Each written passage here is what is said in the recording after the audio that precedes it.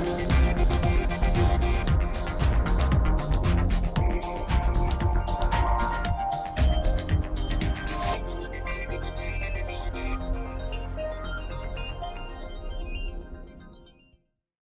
I'm Christopher Gardner of mkcreativemedia.com/blog, the lead blogger there at MK Creative Media.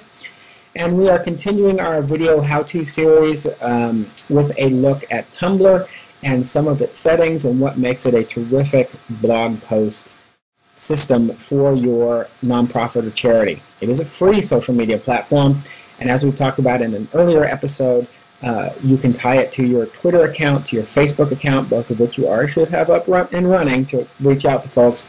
And this is a way to develop a terrific blog conversation with your followers and your constituents and your fundraisers and your donors. So today we're going to look at the preferences to establish that blog. As we see here, we've signed into our account, the MK Creative Hints Tumblr blog. This is not going to be a live public blog, but one we're setting up to show you some of the steps to take. And we created our URL here. Now, if you already have a domain name, if you already have a website, and you want to continue to use that, and it certainly would make sense because people are used to going to that URL web address, you can use the custom domain name and have your own HTTP website listed here and have Tumblr post through that. You will, of course, need the name and password for that setting. That is an option for you.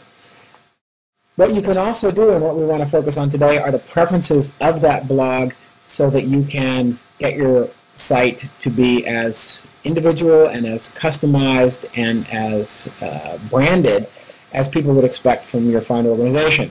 Now, do notice that the preferences button is a bit different from the blog settings. And if you're like me, it might take a few times through your account to remember which setting is in which.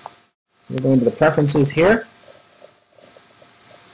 Here I have my email address by which people can look me up and to find the blog. If I want to change the password, I can do that. Editing posts. I would encourage you to use the rich text editor. That will present an almost Microsoft Word interface where you click buttons to make bold or italics or to set links, even to wrap text around images, and we're going to see that in a subsequent video. But that, for most of us, is probably the easiest way to post a blog, the most familiar interface. You can show full-size photos if you want to give people access to the full size of your photo, or if you simply want to have a scaled-down thumbnail version, you want to uncheck that. Notifications on your dashboard as people come to your site, become followers, or reblog your story, something you probably will want to do. If you have information that is considered not safe for work, you'll want to turn on this safe mode to protect people, or at least to warn them if they come across your site and you're dealing with mature content, serious content that might not be advisable for the workplace. This gives people a heads up to that effect. Share posts I like. Again, the main point of having a blog and getting involved in social networking is to share things, so you probably want to turn that on. So that you can show people what you've liked in the Tumblr universe. Endless scrolling is the rather more common way people encounter blogs. It allows them to scroll down the web page to find earlier and earlier posts. If you uncheck this, you create an archive where people can go back to specific days or weeks to search for archives. Add Explore posts on the dashboard. This is a way for really the Tumblr people to present what they perceive to be related topics. You might want to experiment with that. Try with it on, see if you are getting the sorts of posts from other blogs that might indeed be useful to your constituency. If you're not happy with it, you can always come in and turn it off. I prefer a unified inbox. That way I don't have to deal with individual emails every time someone reads a story through my day. The unified inbox, I think, is just a handier way to get a hold of aggregate information as folks post questions. Try to submit information to your blog, something taken care of through the blog settings, things like that. And then here at the bottom, you can get your email notifications and control them for various followers, replies, and messages. And just as with your blog settings, which we covered in an earlier episode, you can delete your account from here if, in fact, as you've developed it and worked on it a little bit, you're just not quite comfortable with the way you've set it up and you want to start from scratch, maybe with a new URL.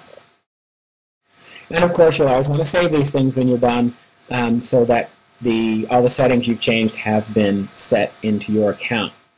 So those are some of the ways that you go to the preferences of your blog to establish the ways to post and to establish your email and to have your conversations via email within the Tumblr universe. In our next episode, we're going to look at customizing the blog, preparing the theme, customizing the look and feel of your blog, branding it, if you will, to make it look and feel just like you want it to, and have it look with the colors and icons that people expect when they come to your organization. So thank you for joining us today as we looked at some of the preferences of the setup of a Tumblr blog site. We do hope you're finding this series on Tumblr specifically of use. We've had great responses to folks coming to our earlier stories on Tumblr. And we'll continue this series by looking at how to customize the look and feel of your blog in an upcoming episode. I look forward to seeing you then. Until then, I am Christopher Gardner, lead blogger at mkcreativemedia.com/blog. Thank you.